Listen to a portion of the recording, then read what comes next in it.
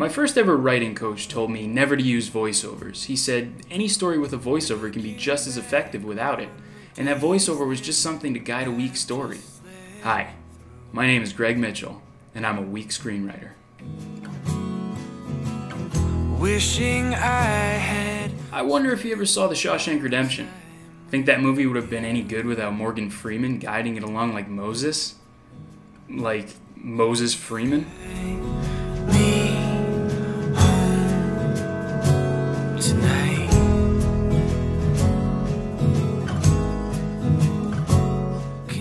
This film is the story of my life. It's a short film. A life so unentertaining that I can't even fill a feature. I guess that's not entirely the case. I mean, I could go all Citizen Kane on your ass and make this a 3-hour epic. But I'll just leave out all the boring parts.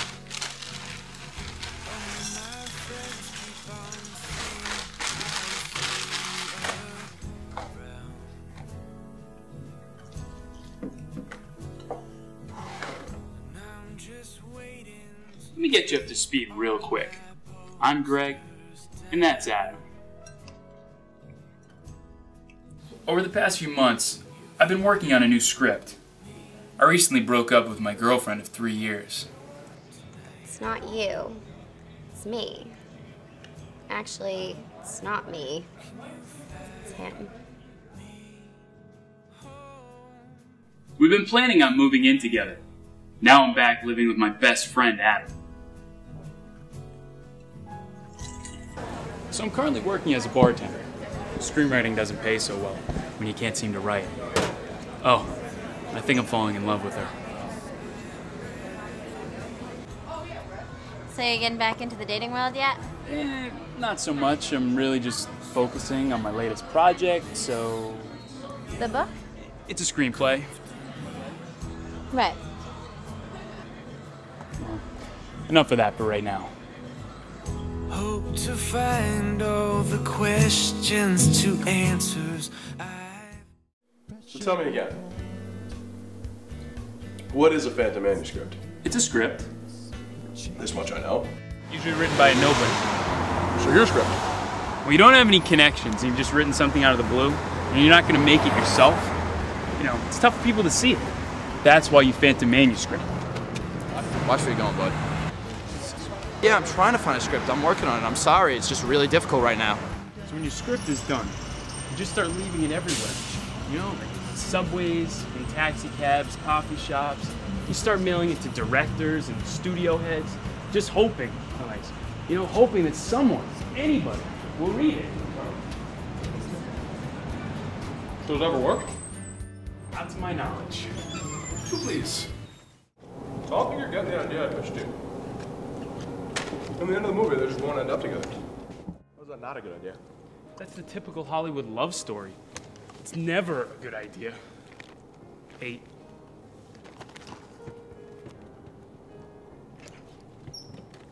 Doesn't have to be typical, man. Change it. Make it different. What do you want me to call it? 600 Days of Winter? Love Actually Blows? I want to come up with something original. 30. I think you're thinking into this too much, man.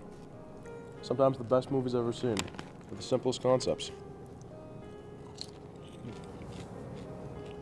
I never guess any of these questions. It's Noah Baumbach. But you know, sometimes the simplest concepts are the hardest to come up with. So what's up with you and Liz? So, you come here often? Nothing. Just friends. Pretty woman. Voiceovers and monologues. You should never have monologues. Back and forth dialogue. Much more natural. Hey, see my spikes anywhere? What? Get dressed. We got a tea time in 15 minutes. That's where I left that.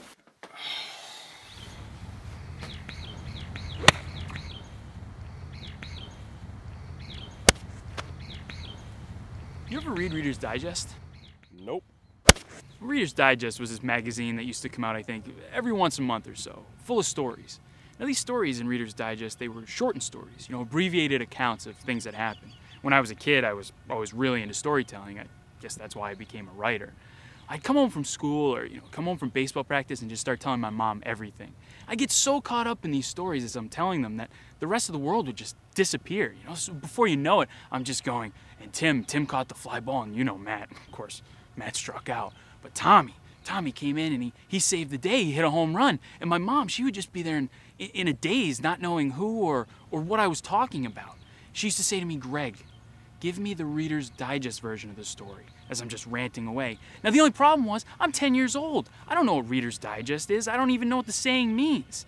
Thus, from that moment on, I don't think I've been able to give the Reader's Digest version of anything. Short stories have just never been my thing. I don't know how to cut anything out. I want to write a good story. Leave out all the boring parts. I don't know how to do it. So, you don't want a love story. You don't want monologues. You don't want voiceover. What do you want? I don't know. You want Liz. What do you mean? Never mind. So you always ask me about my love life, or lack thereof, since that she-devil of an ex-girlfriend broke up with me. What about you? What's going on with your love life? Let's not even talk about it.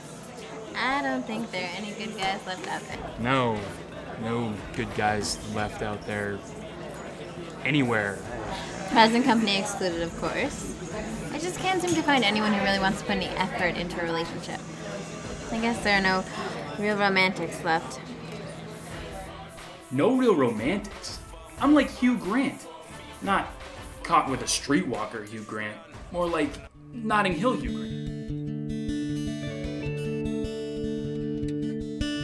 I don't know if I ever got it right. Maybe Liz and I are it. Maybe we aren't the typical love story. Maybe we're the love story I've been looking for. I really think I should make a move on Liz. Bad idea. You work with her. It's never gonna happen. How do you know that? I just do. I've seen the two of you together. Trust me. But I think I'm falling in love with her. Did you say love? Pick the phone! Love? Are you kidding me? Do you even know this girl? I don't know why we do this. When we talk on the phone, I can't understand a word you say. No, you relax. You're like Hugh Grant. Not Notting Hill Hugh Grant, not Mugshot Hugh Grant. I mean, really, it's a paper cup attached to a string. I used to make these when I was 5. How could you think this possibly works? Alright, let me talk for a minute. Let's go over why this is such a bad idea. 1, you don't even know her. 2, you just broke up with Valerie. Yelling through the wall works. Talking through a cup made of paper does not. 5, you work with her. 6. Alright, I'll relax. It's just that I love you, bro. And I don't want to see you go through this again. Did you get all that? Yep. I'm on my way to work. I'm gonna go talk to Liz. I will catch you later. What are you gonna say to her? I love you? Probably a bit forward. I don't know. I'll figure it out when I get there, but I've got to go now.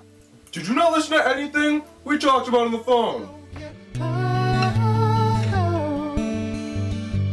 This has got to be it. My life's been chaotic lately, and it's made for a pretty good story. I think I solved my problem. Just write the story of me.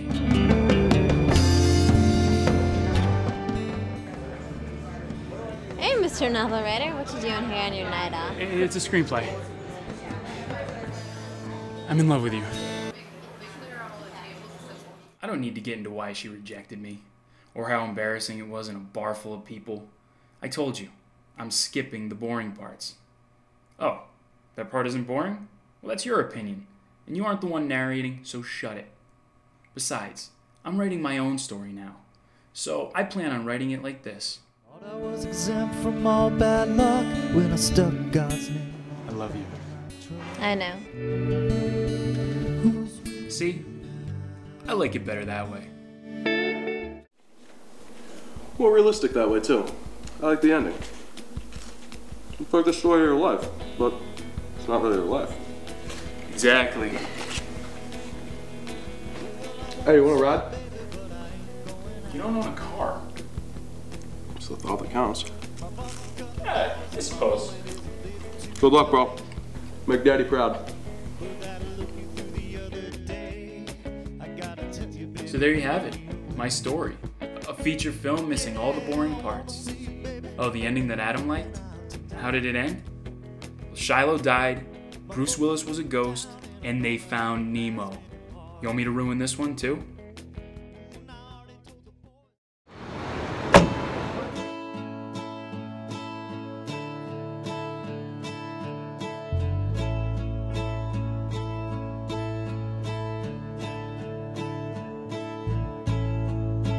Power pop legend, voice like an engine, held his guitar up over the crowd. Two Marshall stacks turned up too loud. That was the way that Eric spread out.